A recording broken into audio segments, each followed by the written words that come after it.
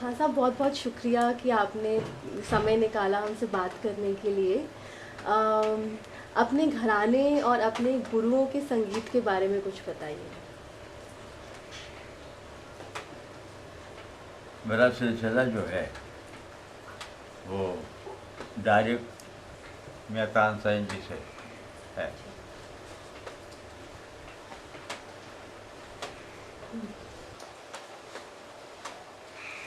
ये तो आपको मालूम है कि तानसेन जी के 4 बेटे थे, रहीम सेन, सूरज सेन, तानतरंग, ब्लास खां।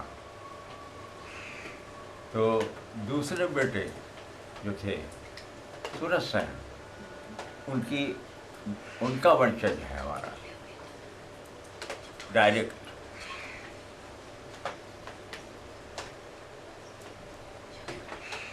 और आप क्या पूछना चाहते हैं? हाँ साहब, ग्वालियर घराने की कुछ खासियत बताइए। ग्वालियर घराने के संगीत की कुछ खासियत, क्या क्या जो अंदाज है ग्वालियर घराने का, उसकी क्या खासियत है? देखिए, पहले तो ध्रुपद गवार गाया जाता था हमारे यहाँ। बाद में ध्रुपद को तोड़ के ख्याल की बुनियाद डाली हज़रत अमीर खुसरो ने, और तब से ख्याल गाया जा रहा है। मगर ख्याल में भी ध्रुपद अंग शामिल है, और उसका लब्बे लुबाब जो ये है वो ये कि आपको हमारे ख्याल में हमारी गायकी में ध्रुपद अंग, ख्याल में भी ध्रुपद अंग का अंग मिलेगा आपको।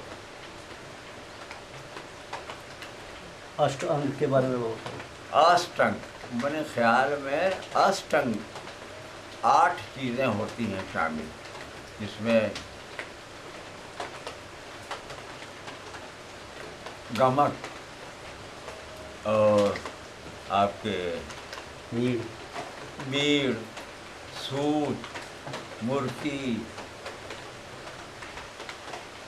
और बोल पहलावा, बोलतान, सफारतान, ये सब सारी चीज़ें मिलेंगी आपको। मैंने अष्टंग जो है वो 8 अंग मिलेंगे आपको हमारे ख्याल में। और हमारे यहाँ की जो गायकी है वो खुले आकार की, जो भी हो गया आ ई उ ये कुछ नहीं, साफ खुली आकार, और शब्दावली बिल्कुल साफ। कि हमने गायकों को देखा है कि ख्याल गाते हैं तो समझ में नहीं आता कि क्या कह रहे हैं, और हमारे यहाँ ये है कि हर शब्द अलग अलग बिल्कुल साफ मानते हैं। ग्वालियर घराने की जो लय है वो भी विलंबित मध्य में थोड़ा सा अंतर मानते हैं ना, कि जो विलंबित मानी जाती है वो मध्य, ऐसा कुछ है ना कि मतलब लय कैसे रखते हैं? अति विलंबित रखते हैं कि विलंबित? हमारे यहाँ जो लय रखी जाती है वो अति विलंब भी रखी जाती है, और उससे ऊँची लय भी रखी जाती है। और मैंने आजकल जो ताल गाए जाते हैं वो सिर्फ 1 ताल, झप ताल, 3 ताल, 4 ताल यही गाए जाते हैं।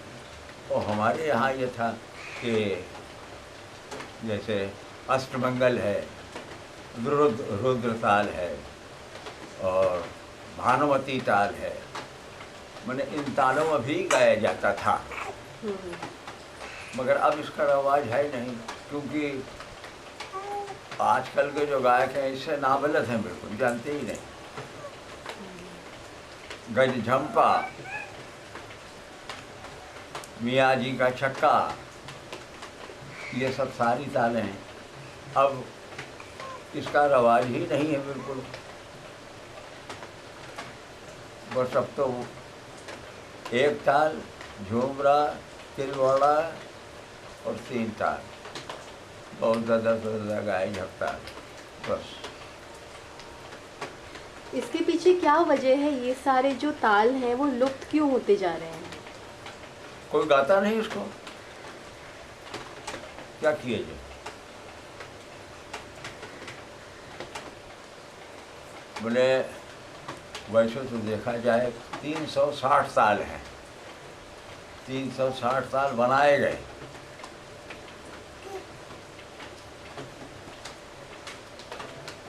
छिन्न, काष्टका और पुलुत, द्रुत, ब्राह्म, ये बने उस तालों की खासियत है। मगर अब इसको कोई नहीं समझने वाला है, कोई समझता ही नहीं कि क्या करना।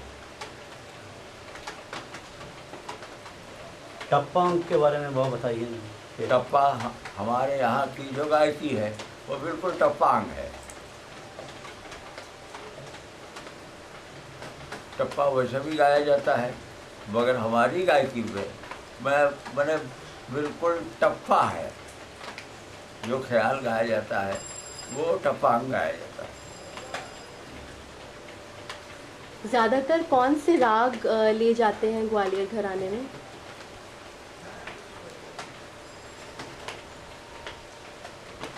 आजकल तो कुछ राग ऐसे हैं कि जो बहुत प्रचलित हैं।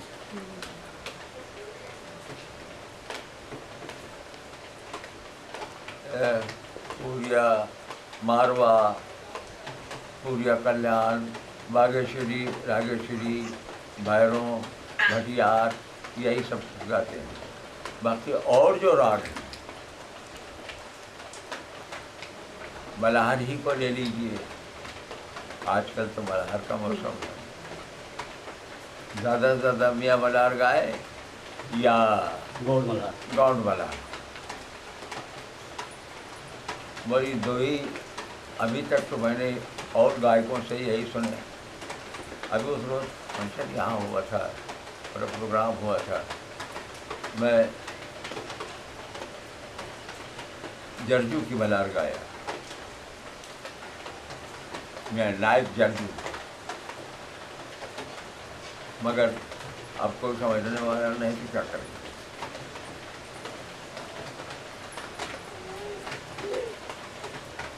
बहुत समय नायकी मल्हार, चांदनी मल्हार, आपके सामरीन मल्हार, भूलिया मल्हार, हैं, भूलिया मल्हार, धूलिया मल्हार, ये सब अब कोई गाता ही नहीं कि क्या करें। आपने तो उस ज़माने के दिग्गजों को भी देखा होगा, जैसे पंडित डी वी पलस्कर जी या पंडित ओमकार नाथ ठाकुर जी। खूब अच्छी तरीके से हमारा तो इन लोगों के साथ संग रहा। उनके बारे में कुछ बताइए, उनके संगीत के बारे में, उनकी शख्सियत के बारे में। देखिए, जहाँ तक उनकी शख्सियत का सवाल है, पंडित ओमकार नाथ बहुत अच्छे गायक थे, बहुत अच्छे गायक थे, खुली गायकी थी। ये कहा जाए कि वो ग्वालियर घराने के में शामिल थे तो बिल्कुल सही है। और जितने गायक हमारे यहाँ की खुली गायकी है, बिल्कुल खुली आकार है। शब्दावली पर ज़्यादा जोर दिया जाता है। शब्द बिल्कुल साफ है कि हम क्या कह रहे हैं, आप क्या सुन रहे हैं। अब ये नहीं, अब तो ये है कि ख्याल गाते हैं, कुछ पता नहीं चलता कि क्या कह रहे हैं हम।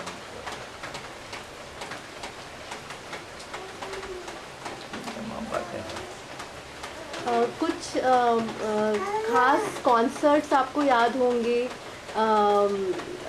उस ज़माने के जो कलाकार थे उनके, तो कुछ अपनी यादें हमारे साथ शेयर अब क्या कीजिए। बताएं।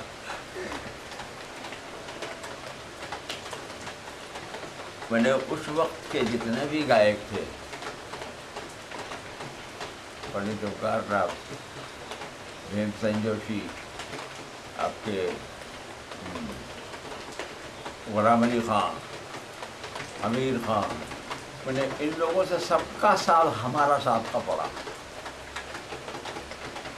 हिंदुस्तान में जितने तबलिए हैं कोई बाकी नहीं बचा जो अच्छे नामी तबलिए जो मेरे साथ न बजाए। हिंदुस्तान में जो अच्छे सरंगिए, जो सरंगिए थे, कोई ऐसा बाकी नहीं बचा जो मेरे साथ न बजाए। और जितने भी गवैये जो पुराने, अल्लादिया खां और आपके ये रजब अली खां, रजब अली खां, रजब अली खां साहब, इन सब लोगों से हमारा साथ पकड़। मेरी उम्र जानती है आप क्या?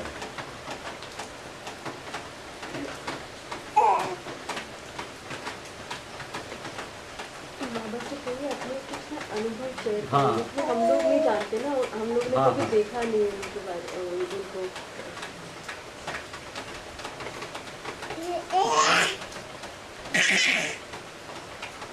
बाबा आप तो राज्यसभा में तो गायक थे आप, हाँ, तो वो राज्यसभा की जो तजुर्बा जो आपको है, कैसे गाया जाता है, कैसे वो सभा के माहौल के बारे में थोड़ा सा बताइए। वहाँ तो ये था कि हम लोग तो हमेशा राज दरबार में गाए। अब ये कॉन्फ्रेंस शुरू हुआ तो फिर इस तरफ मुखातिब हुए, इधर आए। नहीं तो पहले तो राज ही दरबार में गाते थे। और राजा वहाँ बैठे हुए हैं, हम लोग यहाँ बैठे हुए हैं, गाय के घर बैठा हुआ है। अब इतनी आवाज़ कहाँ से पैदा करें? तो अब तो आजकल हो गया है माइक्रोफोन, उसमें गाइए, चाहे धीरे से गाइए चाहे जोर से गाइए, सब सुनाई पड़ता है खराब। और उस वक्त तो माइक्रोफोन वगैरह कुछ नहीं था। उस वक्त तो ऐसा ही था, चौकीदार खड़ा हुआ है, महाराज ने फरमाइश की तो फला राग गाइए, और चौकीदार ने आके बताया हमको, बस शुरू हो गई। उस वक्त ये कुछ नहीं था। मैं ग्वालियर में मुलाजिम रहा, महाराज ग्वालियर का। तब वहाँ के राजा कौन थे जिस वक्त आप ग्वालियर में थे? माधव महाराज।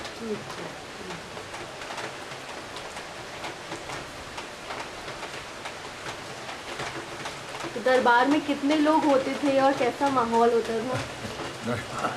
दरबार में सभी गायक थे, सब बैठे हुए थे। एक बार ऐसा हुआ कि महारानी बैठी हुई थी, उन्होंने फरमाइश की। एक गायक थे उमराव खां, वो बने वहाँ के ख़ास गायक थे। तो महारानी ने फरमाइश की कि न जाने कौन गा रहा था बैठा, उनसे फरमाइश की कि झंझोटी गाइए, एक राग है झंझोटी। वो इतना हकबका गए, इतना घबरा गए कि उन्होंने तुरंत कह दिया कि महारानी हमको झंझोटी नहीं आ गई। अब नतीजा ये हुआ कि हालांकि झंझोटी कोई मामूली राग है, कोई इतना बड़ा भारी राग नहीं है, मगर ये तो वक्त की बात है, दिमाग में नहीं आई बात। उन्होंने कह दिया, इनकार कर दिया कि हमको नहीं याद है। अब उन्होंने बारी बारी सबसे फरमाइश की। करीब 24-25 गवैये बैठे हुए, मैं भी बैठा हुआ था। वो होते होते होते मेरे पास बात आई, मुझसे पूछा कि जब झंझोटी याद कहा था? जी हाँ याद है। तो आइए गाइए, बता सकते हैं। बैठ गया गाने झंझोटी शुरू की।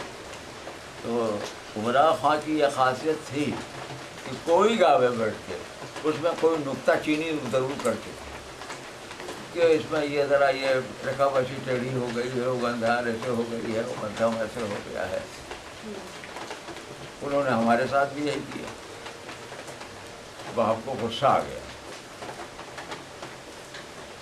तो हमने डायरेक्ट उनसे कहा कि खान साहब ऐसा कीजिए कि तानपुरा लेके इधर चले आइए हमारे बराबर और बैठ के देख लीजिए कि झंझोटी कैसे है।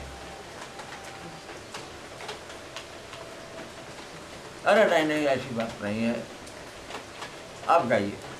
तो ठीक, जब गाना ख़त्म हुआ तो महारानी तो उठ के चली गया और उनका कायदा था कि वो महारानी के साथ ही उठ के चले जाते। रुक गए वो। रुकने के बाद उन्होंने आए मेरे पास, आके पूछा कि मैं कहाँ के रहने वाले हैं आप। मैंने बताया उनको, अपना भी जरा बतलाया तो वो लपट गए हमारे। उन्होंने कहा भाई अब से गलती हो गई है। मैं नहीं जानता था कि तुम वहाँ के हो और ये कि तुम किस घराने से हो, कौन सा कहाँ से तुम्हारा ताल्लुक़ है, किसके वंशज हो। भाई हम माफ़ी चाहते हैं।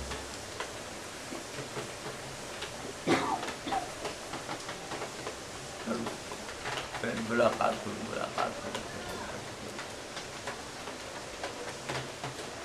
जब दरबार का समय ख़त्म हो गया, मतलब रजवाड़ों का समय ख़त्म हो गया और अब कॉन्सर्ट स्टेज ज़्यादा उभर के आने लगा, तो संगीत पे उसका किस तरह से प्रभाव पड़ा? देखिए, संगीत कुछ दबने लगा क्योंकि रियासतें टूट गई, सब गवर्नमेंट ऑफ इंडिया में शामिल हो गया।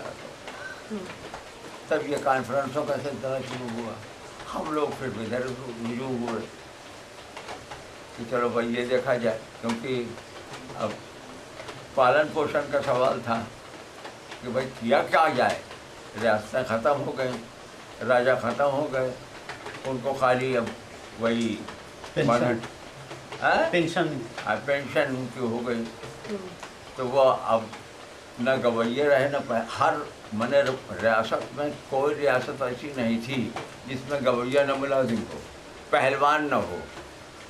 मैंने ये रियासत की शान थी कि गवैया होना ज़रूरी है, पहलवान होना ज़रूरी है।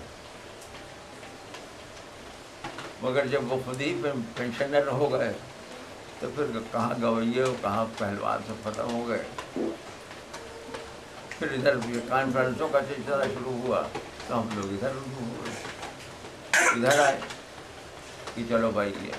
तो उसके बाद फिर ये माइक्रोफोन निकला इसमें गाने के लिए। पहले जब मैं माइक्रोफोन मेरे सामने आया तो आदत तो वही थी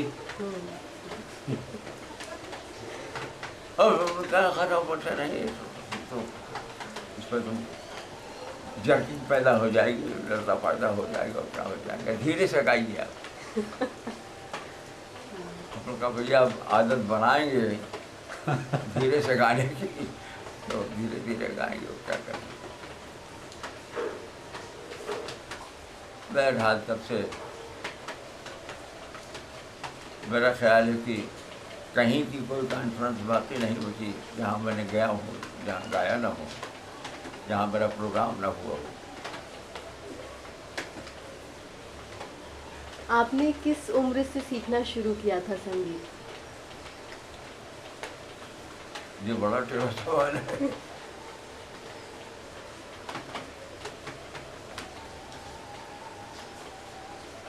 वैसे पहले मेरे जो वालिद थे घर भर में हमको ये समझते थे कि बिल्कुल नाकारा है, ये कुछ नहीं करेगा। हमको एक सिलाई की दुकान पर बैठा दिया मास्टर के यहाँ कि सिलाई सीखो। 2 बरस उस पर ख़राब हुआ। फिर एक मौका ऐसा, एक हादसा ऐसा हो गया कि हमने वही प्रण किया कि अब हम गाएंगे। फिर आए अपनी वालदा से बहुत रोए गाए हम। हमने कहा कि हम गाना सीखेंगे, अभी ये सिलाई विलाई हम कुछ नहीं करेंगे। वो हादसा क्या था?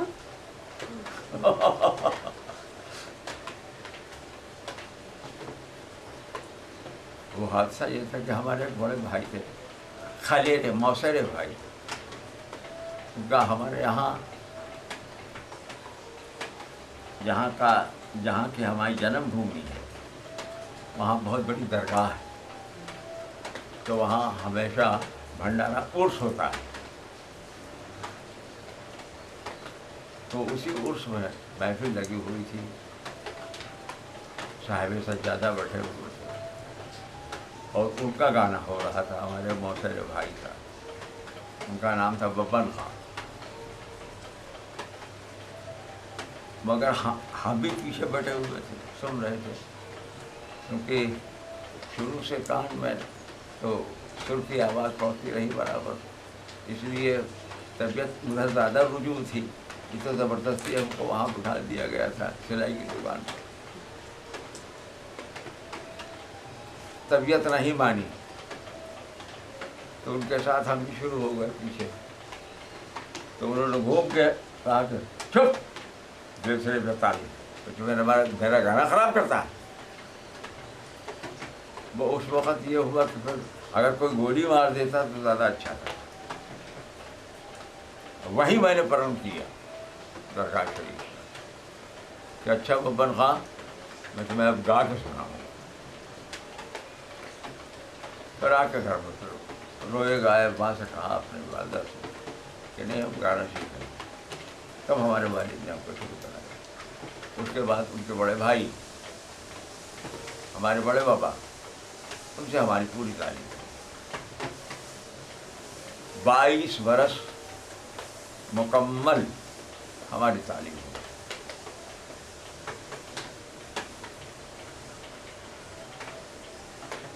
उस समय जिस तरह से आपकी तालीम हुई होगी और जिस तरह से आप तालीम देते हैं आज अपने शिष्यों को, उसमें क्या अंतर है?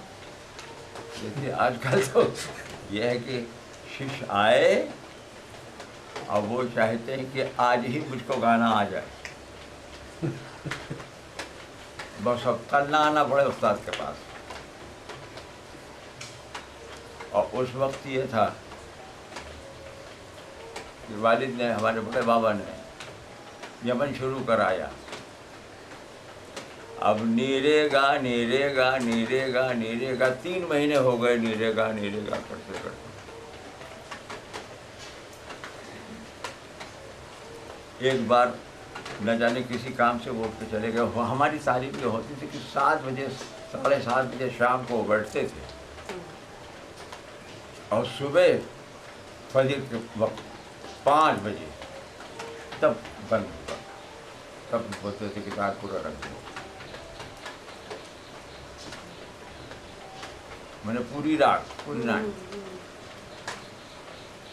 तो वो उठ के चले गए न जाने किसी काम से। सर हमारे दिल में आवा के ज़रा सा माँ लगा के देखा तो मध्यम, और जैसे ही मध्यम लगाई वैसे ही आ गए वो। और 3 महीने हो गए थे खाली नीरेगा नीरेगा करते करते। तो आके उन्होंने कहा कि अब क्या वो नीरेगा सही हो गया जो तुमने मध्यम लगाई है? तो हम चुप, क्या जवाब देते? उन्होंने कहा माफ़ कीजिए, गलती हो गई। तो उस वक़्त ऐसी तालीम होती। और आज तो ये है कि बस शागिर्द आया और आज ही सब गाना हो जाए और फ़ौरन वो मंच पे पहुंच जाए। इससे ये आपने बहुत सारे कई कॉम्पोजिशंस भी लिखे हैं जी। उसके बारे में कुछ बताइए।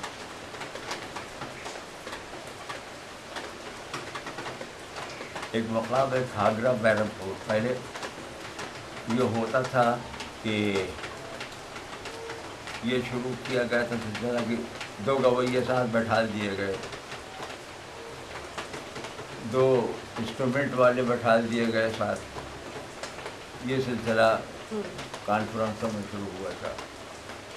तो मैं गया था ये घाघरा बैरमपुर।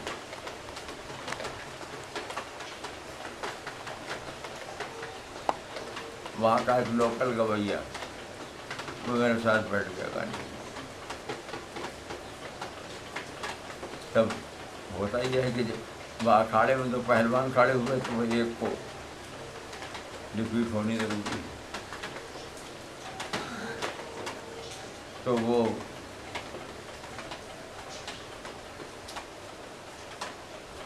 कहने का मतलब ये कि ज़मीन आसमान का फर्क, कहाँ वो कहाँ हम। नतीजा ये हुआ कि वो जिस होटल में ठहरे हुए थे, अब उनका देश, उनका मुल्क, एक तो भाषा ही हमारे समझ में ना आवे उनकी कि क्या कह रहे हैं। यहाँ की बांग्ला तो समझ लेते हैं और उधर की बांग्ला तो समझ में नहीं आती कि क्या कह रहे हैं। तो उसने ये मरकरी जो नहीं होता है, पारा, ये खाने में हमको दिलवाएंगे, जिसका नतीजा आप ये देख रहे हैं। बस मरकरी का तो फायदा है, या तो ख़त्म हो जाए आदमी, अगर बच गया तो फिर वो किसी काम का नहीं रहेगा। बस अल्लाह का शुक्र यह है कि वो इतनी हलक बचा ली और बाकी हो हाथ पैर किसी का। बाबा इनके ये पूछना था कि आप सिर्फ गवैया नहीं हैं, आप कंपोज़र भी हैं, आपने कई बंदिशें की है। ये सिलसिला कहाँ से आया आपके? ये तो वर्षे में हमको मिला। हमारे जो बुजुर्ग थे, हमारे जो पूर्वज थे, हमारे उस्ताद चांद खां साहब, जिनका फोटो वो लगा हुआ है खड़ा है, ये एकदम अनपढ़ थे, पढ़े वो नहीं थे, कुछ भी नहीं, ना हिंदी, ना उर्दू, ना अरबी, ना फारसी, कुछ भी नहीं। मगर ब्रिज भाषा ऐसी थी इनकी कि इन्होंने 4 लाख ठुमरी लिखी। 4 लाख। तो ये चीज़ हमको तो वर्षे में मिली। हम जो बंदिशें की, हमने बंदिशें की, उतनी तो नहीं कर पाए, ये तो उनका दिमाग था।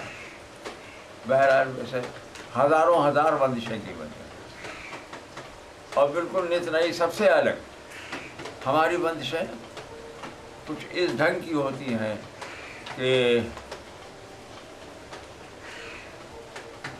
कहिए तो तबलिया बजावे और कहिए तो तबलिया न बजावे।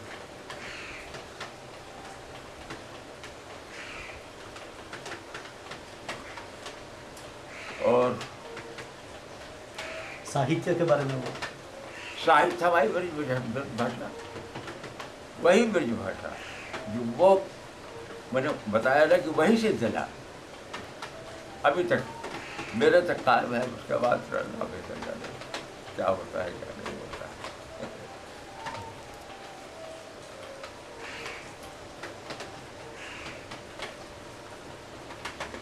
आजकल पहले तो आपके छंद बंद, धारो माठा, ये सब गाया जाता था उस ज़माने में, मगर अब ये कोई नाम भी नहीं जानता इसका कि छंद क्या है, बंद क्या है, धारो दुपद माठा, इतना चीज़ है कुछ।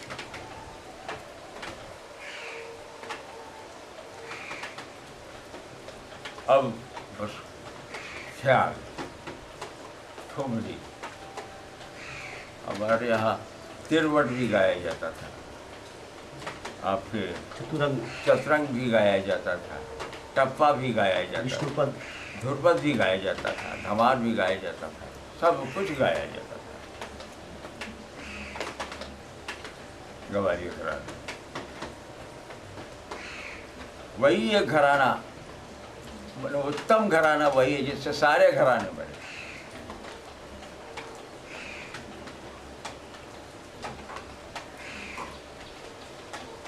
आपने उस्ताद फयाज खां साहब को भी खूब सुना।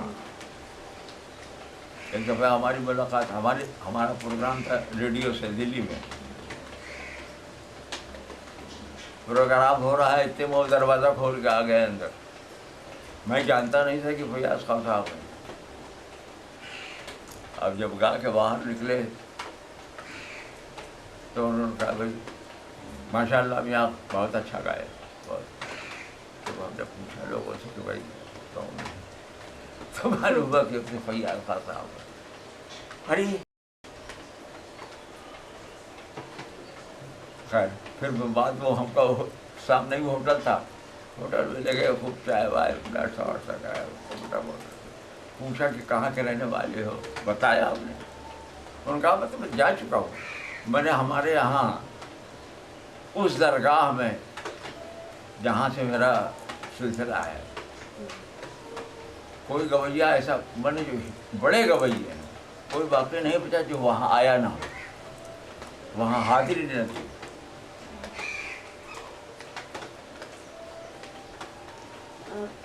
खान साहब, कहा जाता है कि ग्वालियर घराना कव्वाल बच्चे ट्रेडिशन से काफ़ी प्रभावित रहा है। देखिए कव्वाल बच्चों का जहाँ तक सवाल है, एक बादशाह गुजरे मोहम्मद शाह रंगीले, तो उनके यहाँ ये सदारंग मुलाजिम थे। एक बार उनसे न जाने क्या बातचीत हुई, खफा हो गए, तो सदारंग को दरबार से निकाल दिया। अब उन्होंने ये तरकीब की कि अब कैसे पहुंचा जाए, तो उन्होंने कुछ अपने शागिर्दों को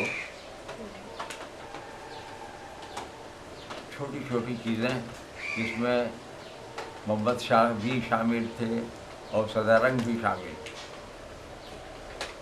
दोनों मैंने मिक्स कर दिया उन ख्यालों को, छोटी छोटी चीज़ें, और उनको बताया। वही कव्वाल बच्चे कहलाए। तो उनको वो जाके दरबार में गाँव में, तो बादशाह ने पूछा उनको, भाई ये तो बहुत अच्छी चीज़ है, बहुत बहुत बहुत कायदे की चीज़ है, ये किसने बताया तुमको? तो उन्होंने बताया कि वो सब न्यामत खां, उनका नाम था न्यामत खां, सदारंग तो उनका टाइटल था।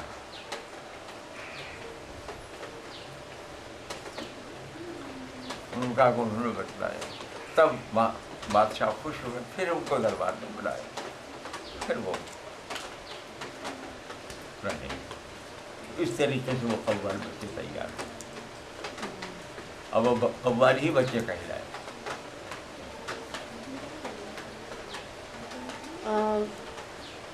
हस्सू खां का क्या रोल रहा है ग्वालियर घराने की गायकी को आगे बढ़ाने में?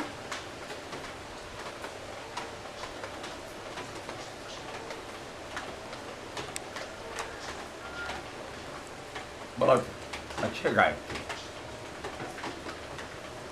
हस्सू खां साहब। इनका मिजाज कुछ फ़कीराना था। ये बाद में चले आए लखनऊ में आकर बस गए। अब्दुल खां की जो आगरा घराना कायम हुआ, ये घंटे खुदा बख्श, इनका आवाज़ गला बड़ा ख़राब था, लोग इनको पसंद नहीं करते। तो ये गए हद्दू खां साहब के पास, वहाँ इन्होंने सीखा, ये तैयार हुए। बल्कि हद्दू खां साहब ने फिर अपनी बेटी इनको ब्याह दी, घंटे खुदा बख्श। ये आगरा फिर लौट के आए, तब ये आगरा घराना कायम हुआ उन्हीं से। अल्लाह खां साहब यहीं के हैं, उतरौली के रहने वाले। ये अलीगढ़ के पास है बिल्कुल, उतरौली यहीं के हैं। उतरौली के जितने भी गायक हैं ग्वालियर यहाँ आगरे के, सब उतरौली के रहने वाले हैं।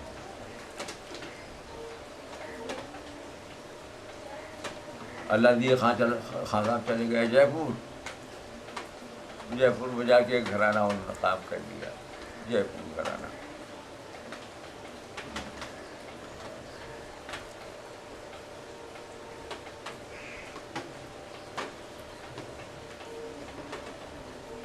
जयपुर घराने की क्या खासियत है? अलादिया खां साहब के कहा जाता है कि बहुत सारे जोड़ राग, अप्रचलित राग, और अब जो जी चाहे कह लीजिए आप। मतलब जयपुर घराना जो है वो लोग ज़्यादा मतलब शुद्ध राग से ज़्यादा जोड़ राग की तरफ ज़्यादा रुझान है उन लोगों का। इसके बारे में क्या? जैसे ग्वालियर में हम लोग शुद्ध राग ज़्यादा उसमें ध्यान देते हैं। शुद्ध ही राग गाए, मगर हुआ ये कि हमने महसूस किया और देखा भी कि जो ख्याल जिस ढंग से है उसमें बहुत सा अंतर हो गया। अब ये अलादिया खां साहब ने किया या उनके शागिर्दों ने किया, ये अल्लाह ने करना। तो आपने अलादिया खां साहब को गाते हुए देखा था? हाँ, क्यों नहीं, किसको नहीं देखा।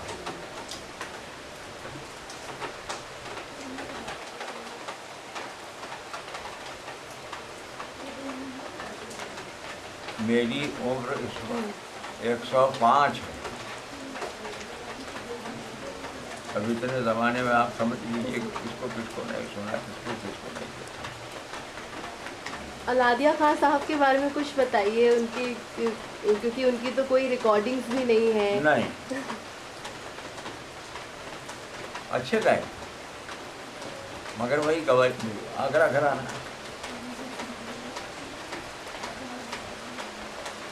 कुछ गायकी, क्योंकि वो हजू खां साहब से जाकर सीखे थे,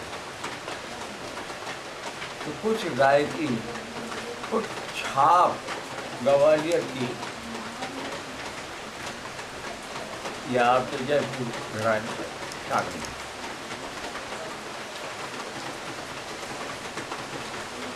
और बाकी और किसी घराने। अब ऐसा कह दीजिए कि और जो घराने हैं वो ग्वालियर घराने की नकल करते हैं, मगर असल और नकल में बहुत फर्क है।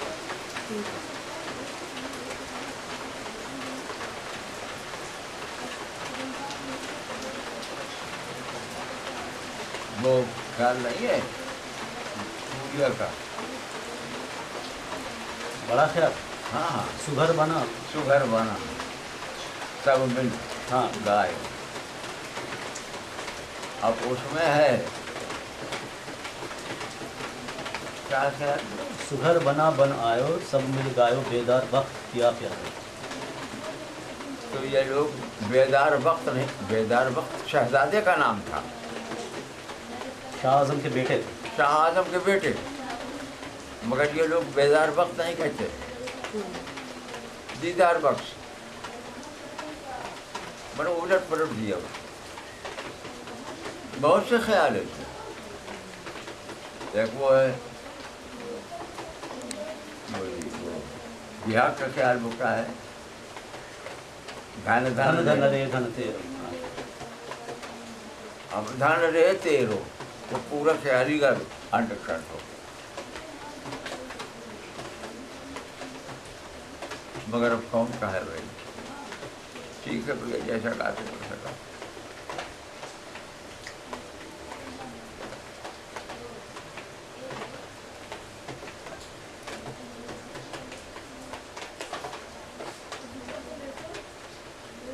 आज श्रोताओं में क्या बदलाव आया है उस ज़माने से इस आज के जो श्रोता हैं? पहले तो ये था कि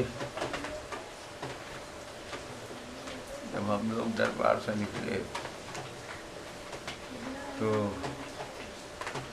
मैं इतना चाव, इतना इतना मैंने इतनी रग़बत श्रोताओं में नहीं थी। हमको याद है रंधावा साहब ने रायबरेली में कॉन्फ्रेंस कराई। रंधावा साहब कलेक्टर थे तो याद खान साहब को बुलवाया, बोले करो पड़ता इनके लिए तो स्पेशल गाड़ी आती, स्पेशल ट्रेन। जब इनका नंबर आया गाने के लिए तो स्टेज पर आए तो शेरवानी पहने हुए तमाम तबके लगे हुए सब, जैसे हो किया आकार भरी जैसे वैसे तमाम पूरी पब्लिक भगा भगा भगा भगा भगा ढेला चलने लगा। अब क्या हो, ये कहने लगे कि गजल सुनाइए, गजल सुनाइए। वही क्या है, बात बनाए न बने। अच्छा, नुक्ताचीन। हाँ नुक्ताचीन। दो शेर गा के बेचारे उठ गए। रंधावा साहब चुप खामोश क्या कर, जनता इसी थी। मगर फिर धीरे धीरे धीरे धीरे धीरे धीरे इसी रायबरेली में अपने ही जिले में मैंने न जाने कितने फ्री प्रोग्राम गाए हैं, सिर्फ इसलिए कि इनकी रग़बत इधर हो, इधर ये मुड़ें। अब नतीजा ये है कि आपको घर घर तानपुरा तबला मिलेगा। उस वक्त पंडित ठाकुर ये सब लोग बहुत बुरा समझते थे इसको कि उनकी बहन बेटियां जाके गाएं बजाएं कहीं, मगर वही पंडित ठाकुर फलाने डवाकर सब तमाम सब गाते बजाते हैं, सब डांस कर रहे हैं। बेटी डांस कर रही है, बाप बैठे देख रहे हैं। और उस वक्त अरे बाप रे बाप, तब तो काफी बदलाव आ गया।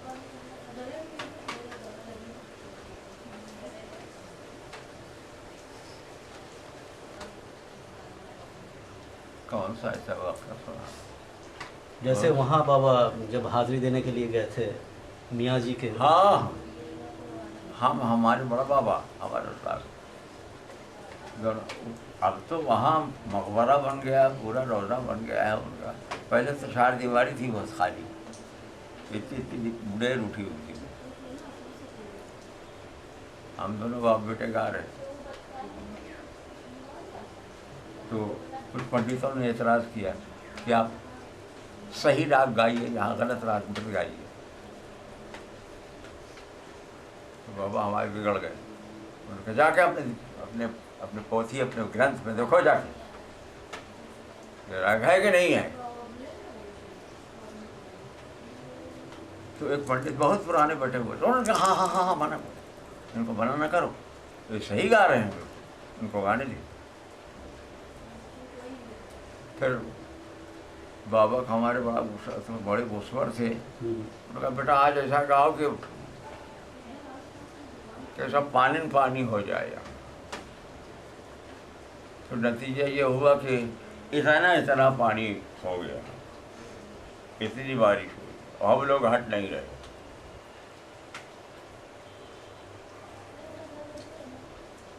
गा के उठे, फिर वही पंडित सब उनका भाई सवार अल्लाह क्या कहना है। अब तो वो गाना बजाना नहीं रहा, क्या करना।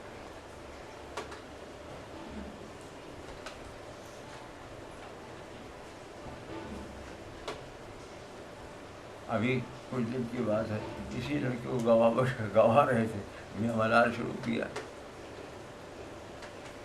लोग सब बड़ी धूप में एकदम जलते हुए आए थे, सब बहुत सख्त धूप थी, कहीं आदल बादल का कहीं कुछ नाम निशान नहीं। खाली बढ़वा रहे थे, थोड़ा सा अलाप करवा रहे थे। इतने में एक दफ़ा गड़गड़ गड़गड़ गड़गड़ की आवाज़ आई, बोले भैया झट से बंद कर दी।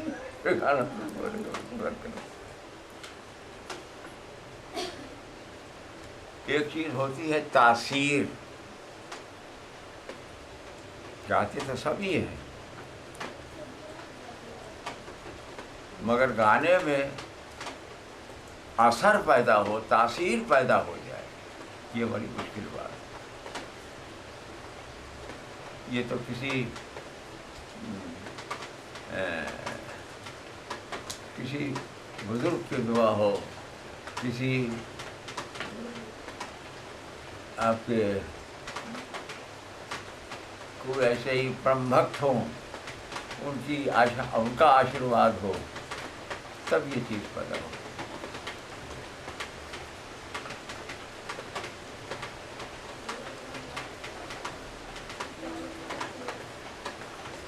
आज की डेट में राग शास्त्र का कितना महत्व रह गया है? देखिए, शास्त्र की बात अगर करेंगे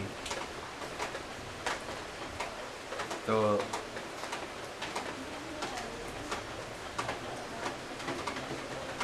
अब जो राग गाए जाते हैं शास्त्र से बहुत हट के, मैंने शास्त्र का तो खाली नाम निशान रह गया है।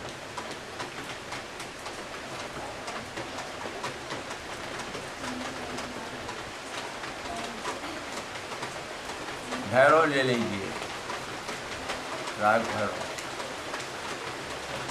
उसमें इस ढंग से उसको शुरू करते थे कि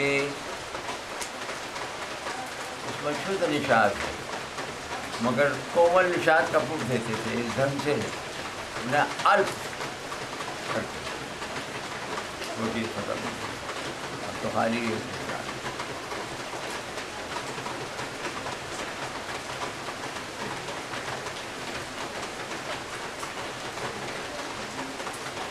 वो कौन से राग हैं जो आपको आपके बहुत प्रिय हैं? हमारे लिए सब बराबर, हम किसी को प्रिय नहीं करते। राग रसोई बागड़ी कि कभी कभी बन जाए,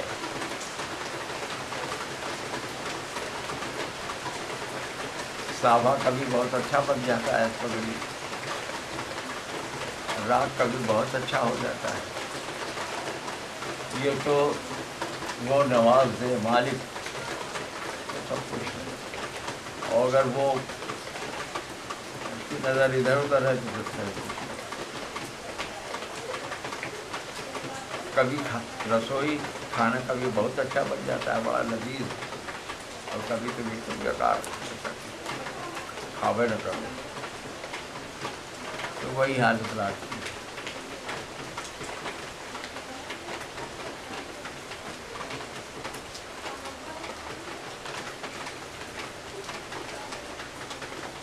रागश्री गाया जाता है, दरबारी गाई जाती है, मगर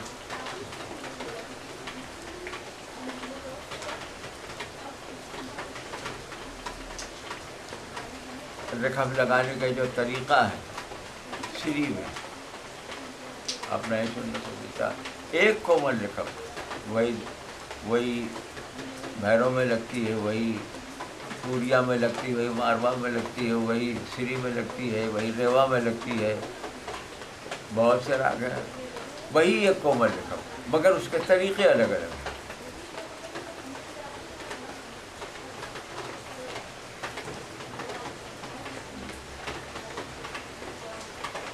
अब श्री में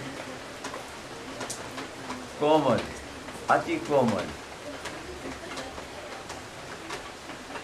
तृतीय कोमल और सकारी, 4 दर्जे हैं कोमल रेखा।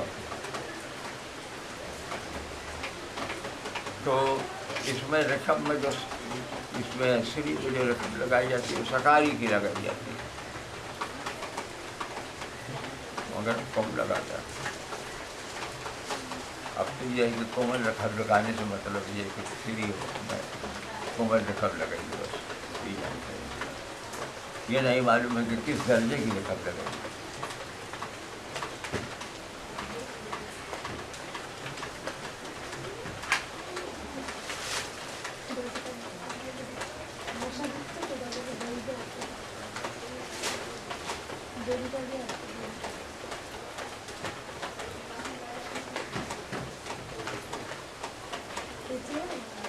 आइटम पता देखिए, देखिए अब तो कलाकार ही कलाकार है। हम तो कुछ नहीं जानते।